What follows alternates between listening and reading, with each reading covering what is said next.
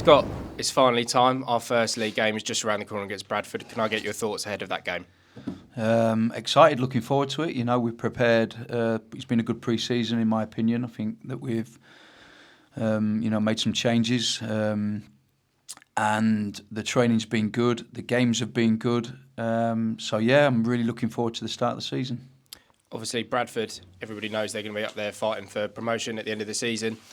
What do you think we can expect from them on Saturday afternoon? Well, I think, the season's going to be a difficult one in terms of the teams that are in it. I think there's probably, you could argue, 8 or 9 of them teams will back themselves to probably get automatic, and Bradford being probably one of them teams. So we know it's going to be a tough test in our first game, but we also back ourselves. We find that certainly last year we lost one game at home.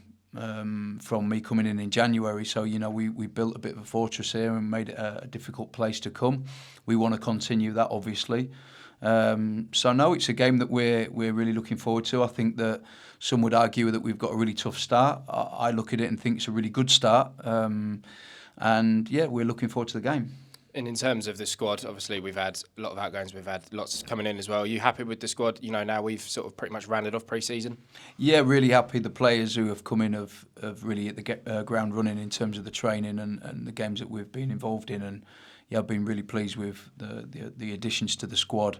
We're looking strong. We look fit. We've got a way of playing.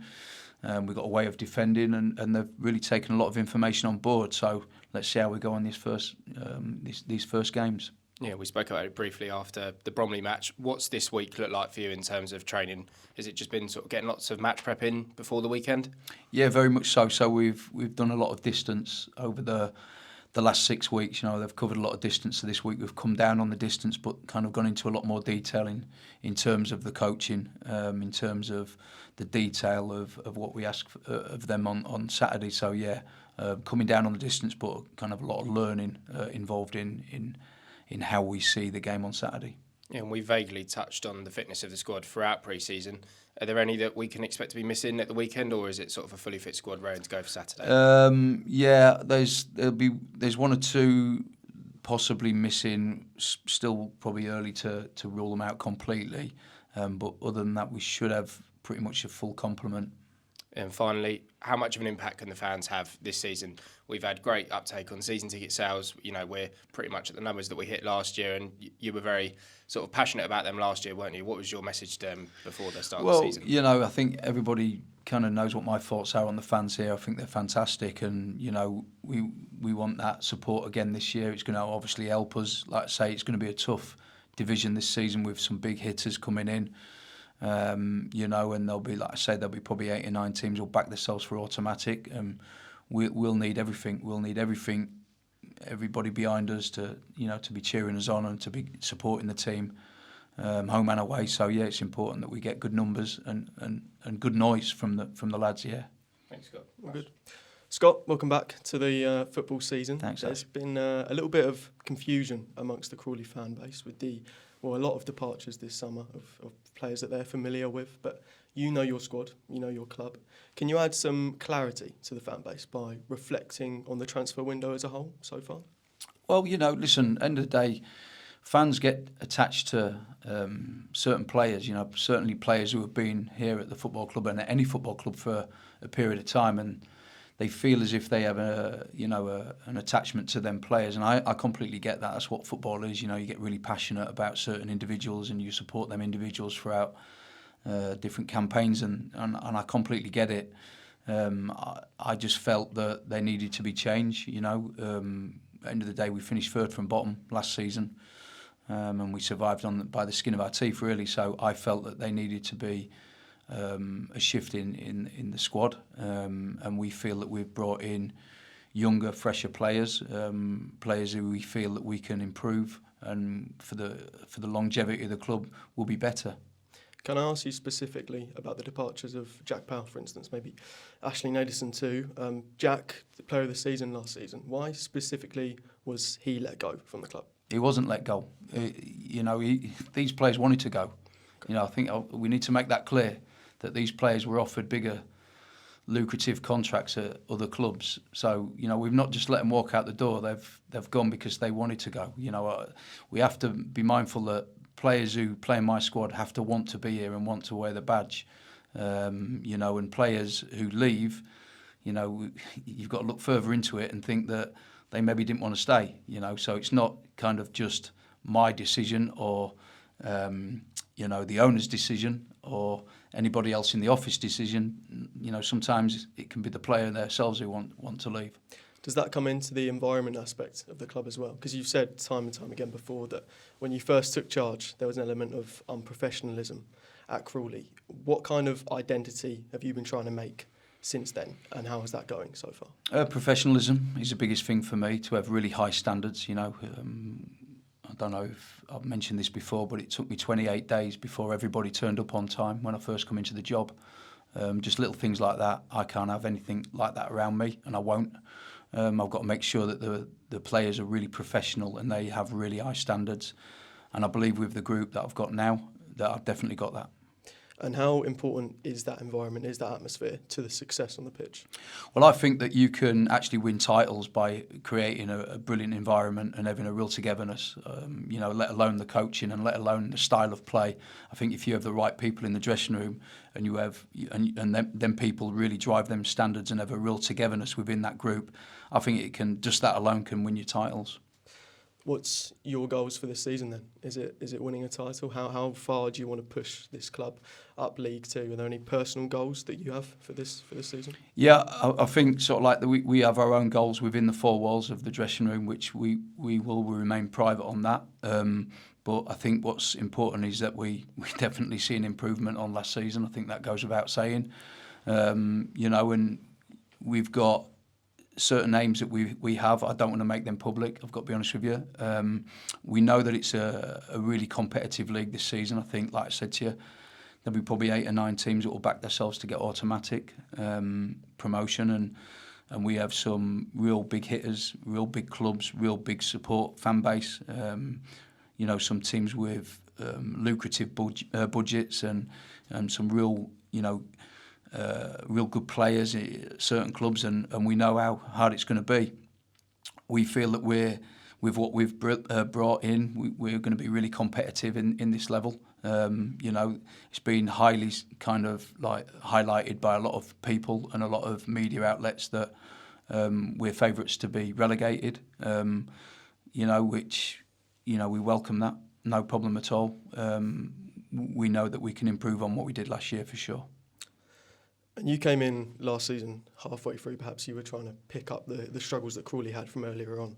When you came in, you were fighting relegation as well. How excited are you to have a full season with Crawley Town in front of you? Yeah, really excited. I've had a pre-season. We've built a squad that we feel that can compete for sure. We've done a lot of coaching on the grass. We've got a really tough start, which we know.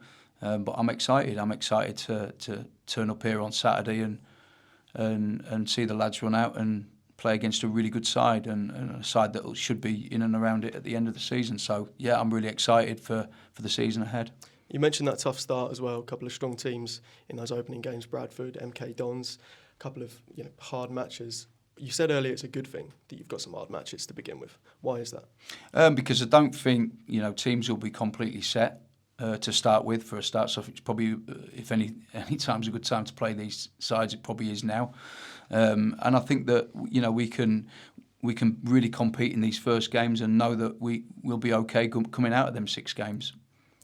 You said last season that you felt you really connected with the fans here. You struggled with that at your time at Swindon as well. How excited are you to have this first game, first new season, full season out in front of those fans this weekend, this Saturday? Yeah, I think home games are important to us. We built a real strong kind of fortress here at Broadfield, and we felt that that this is an hard place to come. I think, like I say before, and I've made it clear before, that we lost 1 game in the time that I was here from January, which was Carlisle at home against a side who ended up getting promoted anyway. And we felt that this is an hard place to come, and we want to continue that into this next campaign. Being at home in the first game is good. You know, it's a good place to start our campaign, and the pitch looks great. Just been out there and walked on the pitch. Pitch looks fantastic. So, like I say, really excited and can't wait to kick off on Saturday. Thank you, Scott. Thank you. Scott, last time I spoke to you, it was your first day in charge. The fans are on your side. You saved Crawley from relegation last night. Are you excited about being able to hit the ground running? Of course, yeah, that's what we want. You know, we want to do well in our first game. Certainly, you know, we've done a lot of hard work. A lot of work's been going on in the background on the training ground. You know, we've signed some new players, and you know, we're really excited for the first game, and yeah, we want to do well in it, obviously.